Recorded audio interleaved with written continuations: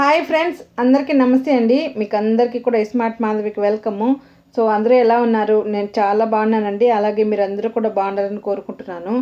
So ఇక్కడ నేను ఏం చేస్తున్నానో అనుకుంటున్నారా? కొత్తిమీర పుదీనా పచ్చడి చేద్దాము అని చెప్పేసి ఒలుచుకుంటున్నాను.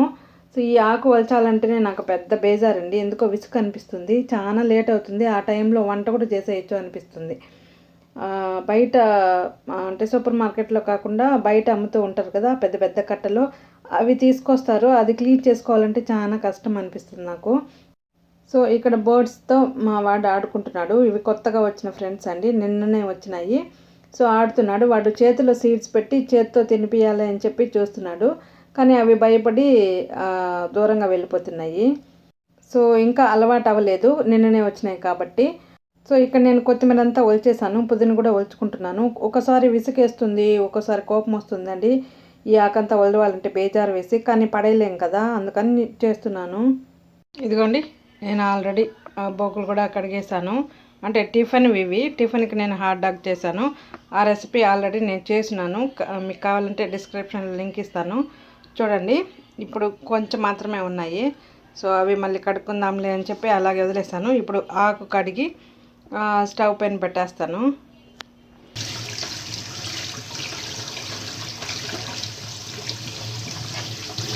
చూడండి, పెద్ద బౌల్ తీసుకున్నాను. దాని నిండికి నీళ్లు పట్టి బాగా కడిగేస్తాను.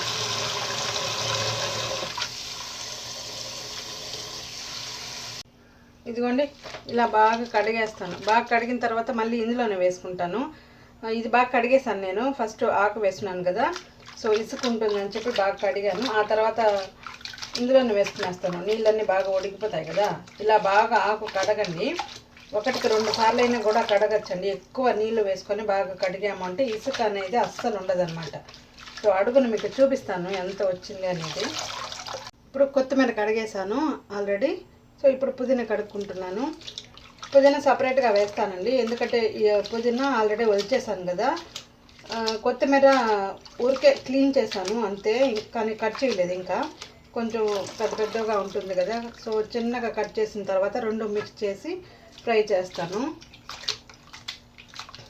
చూడండి నీళ్ళు ఎంత మురుకులుగా ఉన్నాయో. సో దీన్ని బట్టి తెలుస్తుంది కదా మనకు ఆకులో ఎంత డస్ట్ ఉంటుంది అనేది. అందుకనే అవసరమైతే 2-3 సార్లు కూడా కడగాలి, కానీ నేనే ఒక్కసారి కడిగానండి. ఎందుకంటే పెద్ద బౌల్ తీసుకున్నాను, దాని నిండికి నీళ్ళు వేసి కడిగాను. ప్లస్ ఇందులో ఫస్ట్ పైన మట్టంతా పోయేంత వరకు బాగా కడిగాను కదా, సో అందుకని ఒక్కసారి కడుక్కున్నాను. ఇప్పుడు కొత్తిమీర కూడా కట్ చేసేస్తాను. మరీ చిన్నగా ఏం కట్ చేయాల్సిన అవసరం లేదండి. కొంచెం చూడండి, పొడవుగా ఉంటాయి కదా, ఇంత లేకుండా కొంచెం చిన్నగా.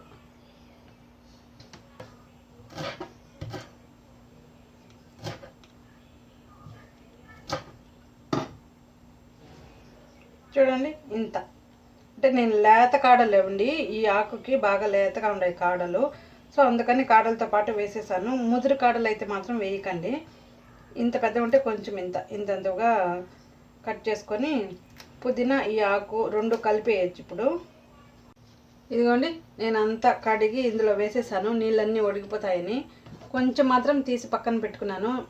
కడగక ముందే పెట్టుకోవాల్సింది పక్కన, మర్చిపోయాను నేను. అందుకని కడిగిన తర్వాత పక్కన తీసి పెట్టుకున్నాను. ఎందుకంటే మనం కర్రీస్లో యూజ్ చేస్తాం కదా కొత్తిమీరని, అందుకని కొంచెం తీసి పక్కన పెట్టుకున్నాను.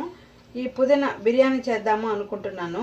అంటే వెన్స్డే మా పాప బర్త్డే ఉంది, అప్పుడు బిర్యానీ చేద్దాము అనుకుంటున్నాను. అందుకని పుదీనా కూడా కొంచెం తీసి పక్కన పెట్టుకున్నాను. సో మిగిలినంతా కూడా ఇప్పుడు పచ్చడి చేసేస్తాను. ఇది మాత్రం ఫ్రిడ్జ్లో అలాగే స్టోర్ చేసుకోకండి. బాగా ఆరిపోయిన తర్వాత ఫ్రిడ్జ్లో స్టోర్ చేసుకోవాలి. ఇప్పుడే పెట్టేసాము అనుకోండి, తేమ ఉంది కాబట్టి చెడిపోతుంది తొందరగా. అందుకని బాగా ఆరిన తర్వాత ఫ్రిడ్జ్లో స్టోర్ చేసుకోవాలి. ఇప్పుడు నేను మిరపకాయలు ఫ్రై చేసుకుంటున్నాను. ఇవి చూడడానికి ఇంతే ఉన్నాయండి, చిన్నవి కదా చూడడానికి, కానీ కారం మాత్రం చాలా ఎక్కువ ఉన్నాయి. సో అందుకని చెప్పి నేను కొంచెమే వేసాను. మీరు మీ టేస్ట్కి తగినంత తీసుకోండి. ఇప్పుడు లో ఫ్లేమ్లో ఫ్రై చేసుకోవాలి. చూడండి, మిరపకాయలు ఫ్రై అయిన తర్వాత జీలకర్ర వేసేస్తున్నాను. మీరు ఒకవేళ కొత్తిమీర వేయకుంటే, అంటే ఇప్పుడు నేను కొత్తిమీర ప్లస్ పుదీనా 2 కలిపి చేస్తున్నాను కాబట్టి ధనియాలు వేయడం లేదు. ఒకవేళ మీరు ఓన్లీ పుదీనాతో చేసుకోవాలి అనుకుంటే మాత్రం కొంచెం ధనియాలు వేసుకోండి. అంటే మిరపకాయలు సగం ఫ్రై అయిన తర్వాత ధనియాలు వేసి అవి కూడా కొంచెం ఫ్రై అయిన తర్వాత జీలకర్ర వేసుకొని ఫ్రై చేసుకోండి. 1 టీ స్పూన్ అంత జీలకర్ర ఉంటుంది, అది వేసేసాను. సో ఇది కూడా కొంచెం అలా ఫ్రై అయిన తర్వాత తీసి పక్కన ప్లేట్లో పెట్టేస్తాము. ఆకు క్వాంటిటీ చాలా ఎక్కువ ఉందండి. అంటే పుదీనా 1 కట్ట, కొత్తిమీర వచ్చేసి 2 కట్టలు అంత ఉంటుంది. చాలా పెద్ద పెద్ద కట్టలు, బాగా ఇంత పెద్ద కట్టలు ఉన్నాయి. సో ఆకు కూడా చాలా ఎక్కువ ఉంటుంది. చూడండి, బాగా ఫ్రై అయిన తర్వాత పక్కన ప్లేట్లో వేసుకొని ఇప్పుడు సేమ్ ప్యాన్లో, ఇది నేను ఆయిల్ ఏం వేయలేదండి, డ్రై రోస్ట్ చేశాను. సేమ్ ప్యాన్లో ఆకు వేసుకొని ఉడికించుకుందాము.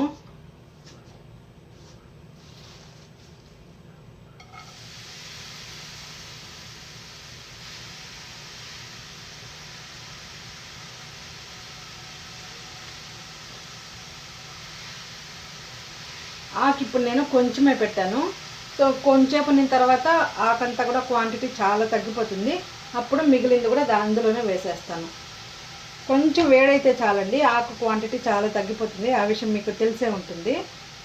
ఆ తర్వాత మిగిలిన ఆకు కూడా వేసేస్తాను. ఇప్పుడు ఇలాగే మూత పెట్టేసాము అంటే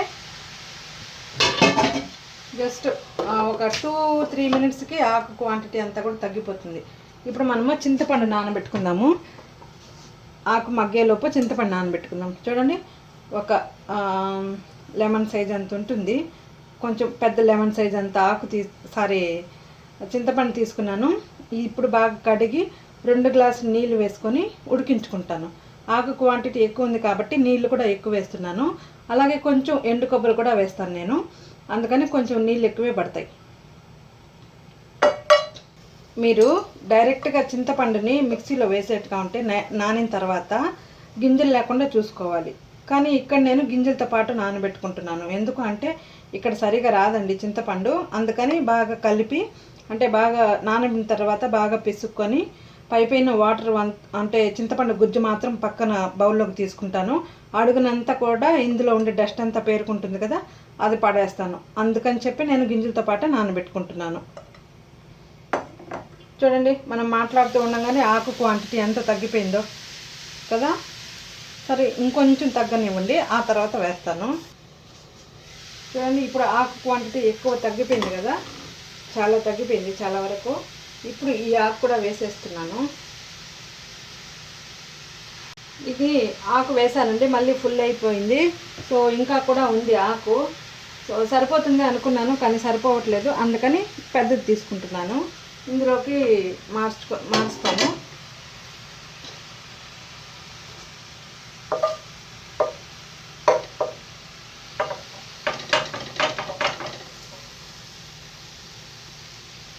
ఇప్పుడు ఈ ఆకు కూడా వేసేస్తాను. ఇప్పుడు కొంచెం అలా మిక్స్ చేసుకుంటూ ఆకు క్వాంటిటీ తగ్గేంత వరకు కూడా అలాగే మిక్స్ చేయండి. ఆ తర్వాత ఆయిల్ వేసుకొని ఫ్రై చేసుకుందాము. సో ఇక్కడ నేను అన్నం పెట్టేశాను, అంటే బియ్యం కడిగి నానబెట్టేస్తున్నాను ముందుగానే. ఇప్పుడు అన్నానికి పెట్టేశాను. అండ్ ఇక్కడ చింతపండు ఇదిగోండి, ఇప్పుడే నీళ్ళు వేసి పెట్టాను. అవి బాగా కాగిన తర్వాత చల్లార్చుకొని ఆ తర్వాత పిసుక్కొని పైపైన వాటర్ అంతా వేసుకుంటాను. ఆకు క్వాంటిటీ అంతా తగ్గిపోయింది, ప్లస్ నీళ్ళన్నీ కూడా ఇంకిపోయినాయి. ఇప్పుడు ఆయిల్ వేస్తున్నాను. ఒక 3 to 4 టేబుల్ స్పూన్స్ ఆయిల్ వేసుకోండి.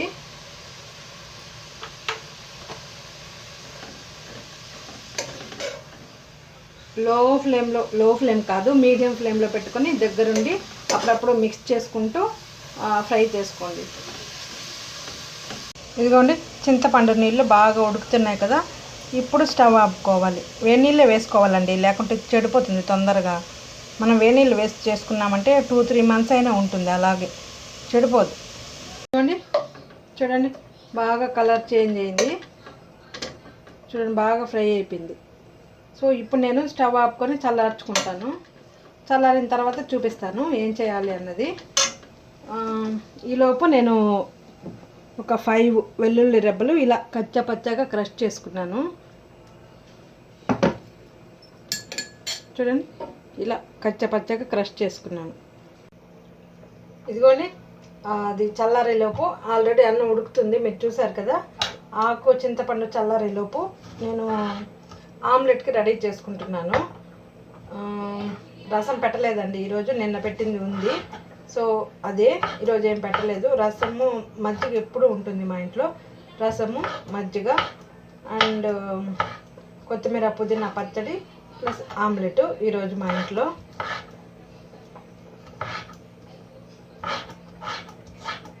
కొంచెము టమాటా అలాగే కొంచెం ఉల్లిపాయ కొంచెం పచ్చిమిర్చి వేసుకున్నారంటే బాగుంటుంది టేస్ట్ ఆమ్లెట్కి. పచ్చిమిర్చి ఇప్పుడు వేయడం లేదండి, నేను రెడ్ చిల్లీ వేస్తాను. ఇలాంటిది కొంచెము అంటే కొంచెం హైట్ ఎక్కువ ఉండేది, ఇక్కడ కొంచెం వెడల్పు అనేది తక్కువ ఉండాలి. అలాంటి దాంట్లో బాగా మిక్స్ చేసుకోవడానికి ఈజీగా ఉంటుంది, అలా నాకు అనిపిస్తుంది. సో మీకు ఎలా వీలుంటే అలా చేసుకోండి. ఇప్పుడు కొంచెం ఉల్లిపాయలు అలాగే కొంచెం టమాటాలు అండ్ రెడ్ చిల్లీ వేస్తాను. టమాటాలు నేను ఎక్కువ కట్ చేయలేదు, ఎందుకంటే మా పిల్లలు ఇష్టపడరు, అందుకని వాళ్ళకి కొంచెమే వేస్తాను. మా వారు ఇష్టపడతారు, ఆయనకు కొంచెం ఎక్కువ వేసాను. ఇదిగోండి, ఇప్పుడు రెడ్ చిల్లీ కూడా కట్ చేసేసాను, అది కూడా వేసేస్తున్నాను.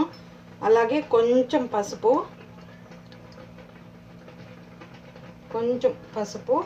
కొంచెం సాల్ట్ వేస్తాను. కొంచెం సాల్ట్. ఇప్పుడు ఇవన్నీ బాగా మిక్స్ చేసుకొని ఆమ్లెట్ వేసి ఇచ్చేస్తాను. పసుపు ఉప్పు వేసిన తర్వాత ఇందులోనే బాగా మిక్స్ చేసుకోండి. బాగా మిక్స్ చేసిన తర్వాత ఎగ్ వేసారంటే బాగా మిక్స్ అవుతుంది. లేదు మనం అలాగే వేసేసాము అనుకోండి, పసుపు ఉప్పు అనేది సరిగా మిక్స్ అవ్వదు. చూడండి, ఇప్పుడు చింతపండు పట్టుకునేంతగా చల్లారింది, మరి ఎక్కువేం చల్లారలేదు, కొంచెం టచ్ చేయొచ్చు, అంతగా చల్లారింది. సో అందుకని బాగా కలుపుకుంటున్నాను. కలుపుకొని పై నీళ్ళన్నీ కూడా వంచేసుకుంటాను.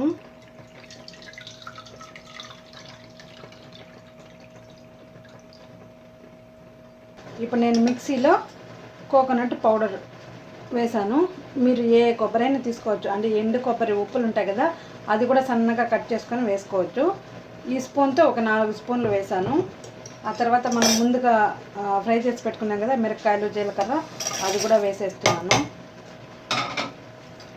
ఉప్పు కొంచెం ఎక్కువే పడుతుందండి, ఎందుకంటే మనం చింతపండు కారం అవన్నీ బాగా ఎక్కువ వేస్తాం కదా, సో ఉప్పు కొంచెం ఎక్కువే పడుతుంది. ఇప్పుడు ఆకు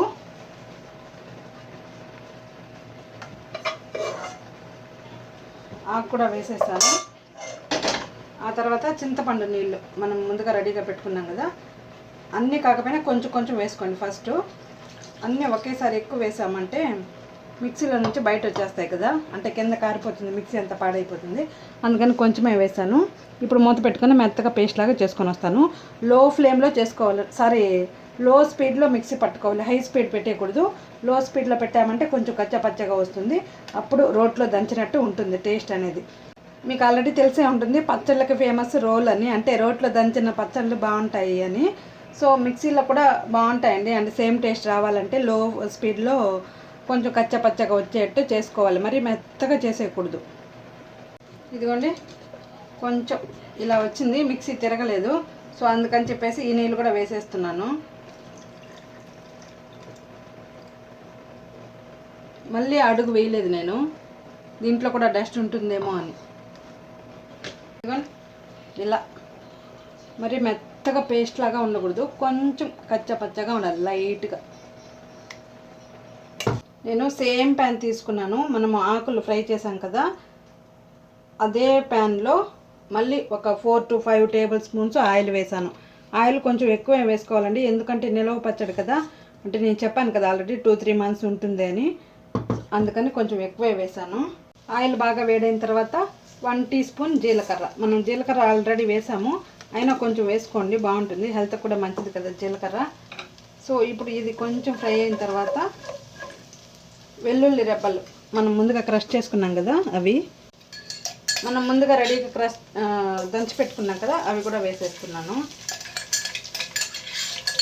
ఇదిగోండి, బాగా ఫ్రై అవ్వాలండి, లేకుంటే చెడిపోతుంది పచ్చడి.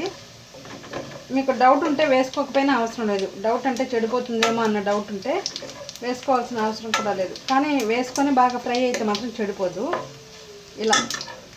ఇలా బాగా కలర్ వచ్చిన తర్వాత మనం ముందుగా మిక్సీలో వేసుకున్నాం కదా, ఆ పచ్చడి కూడా వేసేసేయాలి.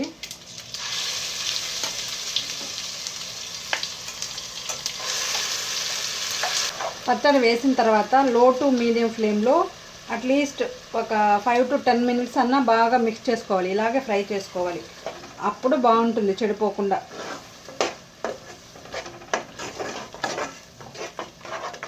బాగా మిక్స్ అవ్వాలి, ఈ కలర్ కూడా కొంచెం చేంజ్ అవ్వాలి. సో ఇంకొంచెం గట్టి పడుతుంది, అంతవరకు బాగా మిక్స్ చేయాలి, లో టు మీడియం ఫ్లేము. బాగా ప్యాన్కి అంటుకోకుండా బాగా సర్కిల్గా చూడండి, బాగా తిరుగుతుంది, అటు ఇటు బాగా వచ్చేస్తుంది.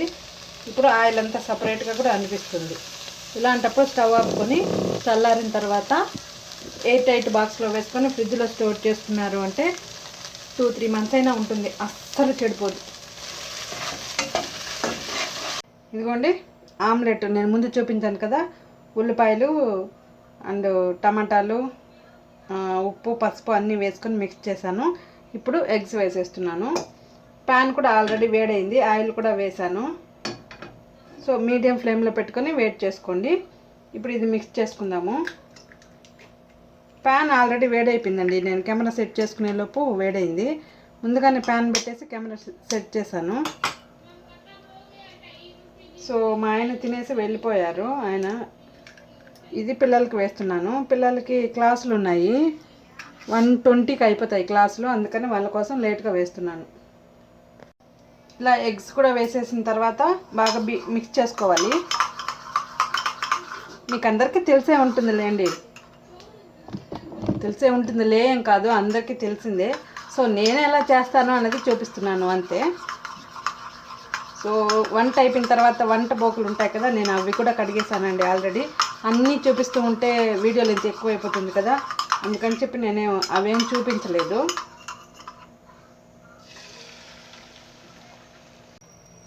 ప్యాన్లో వేసిన తర్వాత ఇలా ప్యాన్ అంతా వచ్చేట్టు స్ప్రెడ్ చేసుకోండి.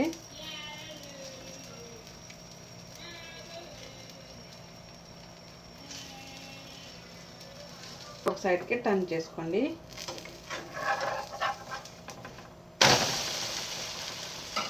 కనిపిస్తుందా? అప్పుడు కన్నా కూడా ఇప్పుడు బాగా పొంగింది కదా, మనం ఉల్టా చేసినప్పుడు బాగా పొంగింది.